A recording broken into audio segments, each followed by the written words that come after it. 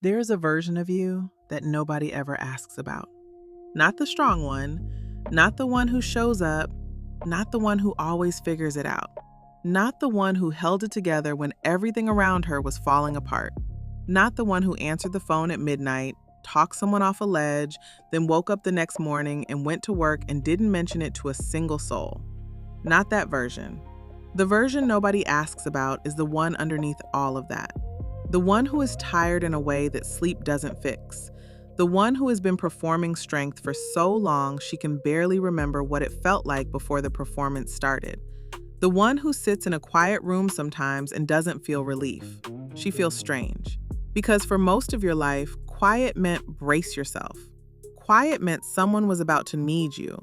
My name is Sasha, and if any part of what I just said landed somewhere specific inside you, I need you to stay right here. Because this video is not about Gen X in general. It is not about Black women in general. It is about the specific, documented, researched psychological experience of being both. Of being a Black woman who came of age between 1965 and 1980 in America. Of carrying what you were handed before you were old enough to know you were even carrying anything. Of being raised in a world that needed you to be strong before it ever asked you how you were doing. And of arriving at your 50s and 60s with a body and a spirit that are quietly, persistently asking a question that has been waiting a very long time to be answered. And here's what I want you to know before we go further. What you have been feeling, that particular exhaustion, that particular distance between the person you show the world and the person you actually are, that has a name. It has been studied. It has been documented in peer-reviewed research by a psychologist who looked specifically at women like you and said, I see what is happening here. I see where it started, and I see what it has cost. That name and the research behind it is exactly what this video is about. Stay with me, because in about 8 minutes, I am going to tell you something that is going to make the last 50 years of your life make a different kind of sense. Not easier sense, clearer sense. And that clarity, even when it is uncomfortable, is where something can finally begin to shift. But first, let's go back. If you were born between 1965 and 1980, your childhood unfolded during one of the most contradictory periods in American history for Black women. The Civil Rights Movement had cracked open doors that had been bolted shut for generations. There was real possibility in the air, but nobody handed you a map for what came next. Nobody warned you about the specific exhaustion of being first. The first in your family to go to college, the first Black woman in your office, the first one at a table that wasn't entirely sure it wanted you there. And while you were navigating all of that, while you were learning to code switch and overperform and calibrate exactly how much space you were allowed to take up, not too much, not too little, just enough that they couldn't complain, but not so much that they felt threatened. You were also going home to a household that needed things from you. Research on latchkey children, the kids who came home to empty houses in the late 1970s and early 1980s, shows consistent findings. The youngest ones, under 10, experienced loneliness, boredom, and fear. Those were the primary emotional realities for unsupervised children of that era. But here's what that research doesn't always break down by race. For Black Gen X girls, there was almost always a fourth layer on top of those three. Responsibility. Real responsibility. You were watching the younger kids. You were starting dinner, managing the household until the adults came home. And when the adults finally walked through the door, exhausted from whatever their day had demanded, the last thing available in that house was space for your feelings. You understood without anyone explaining it that your job was to be part of the holding, not the falling apart, the holding. And you were good at it. That is the part that gets overlooked. You genuinely were. You figured things out. You made food, kept the peace, read the room, and adjusted yourself to whatever the room needed. You became, at an age when you should have been learning how to need things, an expert at providing them instead. That was lesson 1. Absorb not through explicit instruction, but through watching, through doing, through noticing what happened and what shifted in the room when you didn't. Now I want to talk about something that shaped you just as much as the household did, the church. For many Black Gen X women, the church was the center of everything: belonging, ritual, the music that went somewhere words couldn't reach, safety in a world that was often not safe.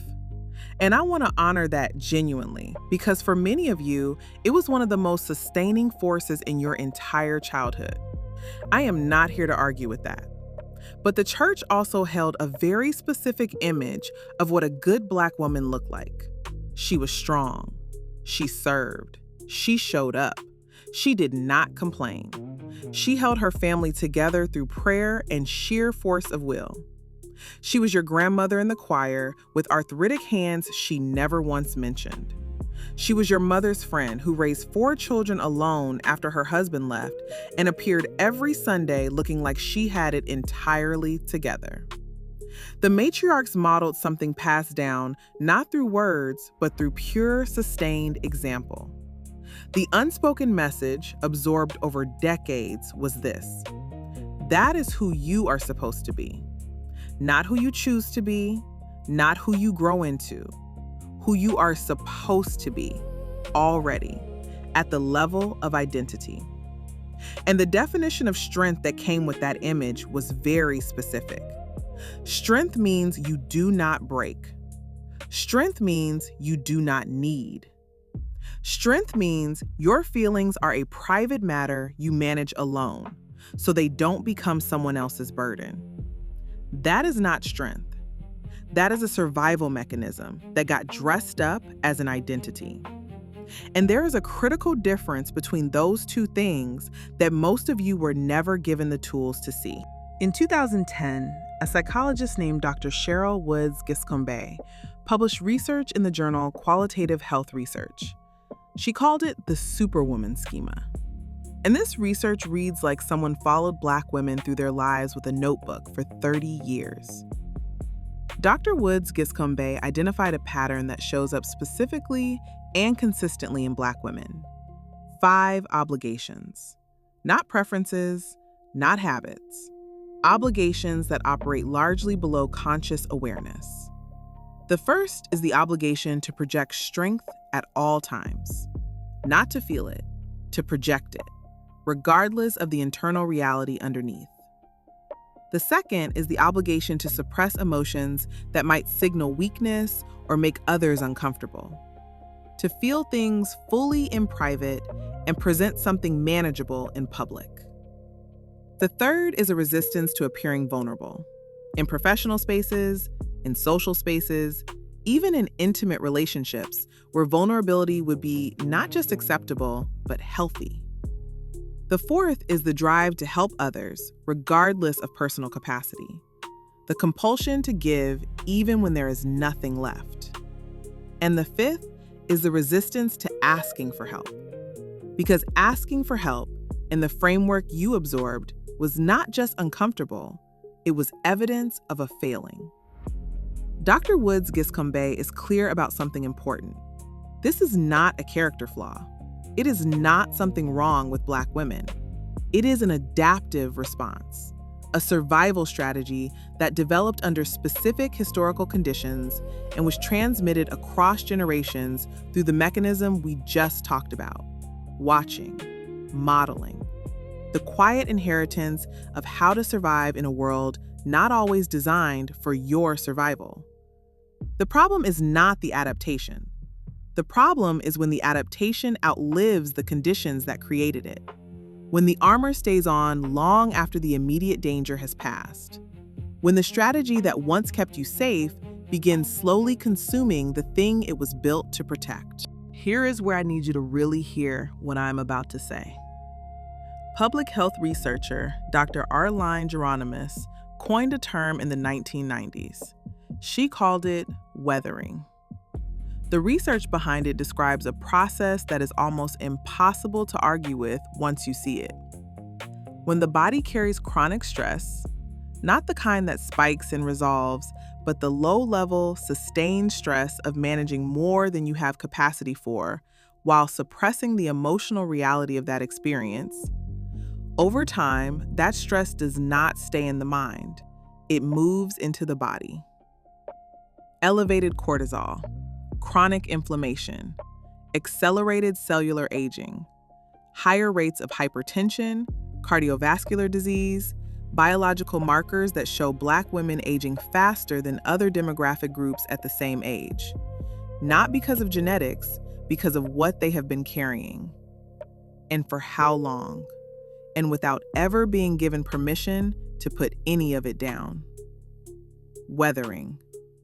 Your body has been absorbing what your feelings were never allowed to express for decades. And the exhaustion you feel right now is not you getting slower. It is not a sign of weakness. It is not you losing who you were. It is 50 years of sustained performance presenting a bill that has been accumulating since you were 9 years old, standing in a kitchen, making dinner for people who were not you. Now add this. Research from Pew and multiple caregiving studies shows Black Gen X women are disproportionately concentrated in what researchers call the sandwich generation. Caring for aging parents on one side, supporting adult children financially, emotionally, practically on the other. And for Black women, the network runs wider than those numbers capture. It is not just your parents and your kids. It is your auntie who can no longer drive, your cousin going through something, the neighbor your mother always watched out for who now looks to you because you have always shown up. You are managing all of this, in many cases, with less financial cushion than your white counterparts. The racial wealth gap does not dissolve at the retirement line. It accompanies you there. And underneath all of it, the Superwoman Schema is still running. Still telling you that asking for help is weakness. Still telling you that your feelings are a burden. Still telling you that the right response to being stretched beyond your limits is to extend them further. I want to pause here for a moment, because I know what some of you might be feeling right now. A recognition with some discomfort in it. And underneath that, a familiar voice that says, "This is just life. Everyone carries things. Do not make this about you." I want to speak directly to that voice, because that voice is part of the schema. It is one of the most sophisticated features of the pattern we are describing. The ability to preemptively dismiss your own experience before anyone else gets the chance to. The reflex to minimize. The habit of turning the light off on yourself before you can be seen too clearly. What we are describing is not the normal weight of adult life. It is a specific additional layer that was placed on Black women before they had any say in the matter, installed through love, by people who were themselves running the same pattern, who received it from people who ran it before them, all the way back through generations of Black women who survived by making themselves unbreakable. Because in the world they were navigating, anything less might not have been survivable. You inherited a survival strategy. You ran it faithfully, and it has cost you things you may not yet have full language for. So where do you go from here? I am not going to offer you a list. I am not going to reduce 50 years of inherited psychological architecture to something you can fix if you just prioritize yourself more. That would be disrespectful to what you are actually carrying. Here's what I will say. The first thing is to name it, not to fix it yet, just to see it clearly. To say without judgment, I recognize this. I see where it came from. I see that the version of strength I've been performing is not the only version available to me. Naming something breaks its invisibility. And invisible patterns have enormous power over us, precisely because we cannot examine what we cannot see. The second thing is to understand that putting something down is not betrayal. The fear underneath the Superwoman Schema, the deep fear that if you stop holding everything, it will collapse and it will be your fault, that fear is an echo. It may have once described a real situation. It does not necessarily describe your situation now. The only way to find out is to slowly, deliberately begin releasing things that were never actually yours to hold indefinitely. Not everything at once, just one. What is one obligation you are currently carrying that belongs to someone else, that they are capable of holding, that you have simply never handed back? Start there. The third thing is what I most want you to hold on to. Black Gen X women, your generation specifically, did something that is almost entirely absent from any cultural conversation about who you are and what you have actually contributed to the people around you. You began to break a chain that had been running for over a century, quietly, without ceremony. You had conversations with your children that your mother could not have had with you. You said out loud things your grandmother could only feel in private. You brought emotional language into homes built on silence and endurance. You told your kids they could fall apart in front of you and you would not leave. You did not do this perfectly. No generation does. But you were doing it. And the fact that you are here right now, watching this, asking these questions, sitting with this discomfort rather than switching channels, that is the same work. That is the chain not just being broken, but being examined, understood, refused. You have been carrying for a very long time. You are not required to carry forever. Not because no one needs you, they do, but because the woman underneath all that carrying, the one who has been patient and quiet and waiting since somewhere around 1974, she needs you more than any of them. And she has been last on your list for so long, she has probably stopped expecting to be on it at all. She is still there, exactly where you left her. She has not gone anywhere. She has been patient in the way only someone who has been waiting their entire life knows how to be patient. It is not too late to go back for her. If this video reached something real in you, hit the like button and subscribe. There is much more where this came from.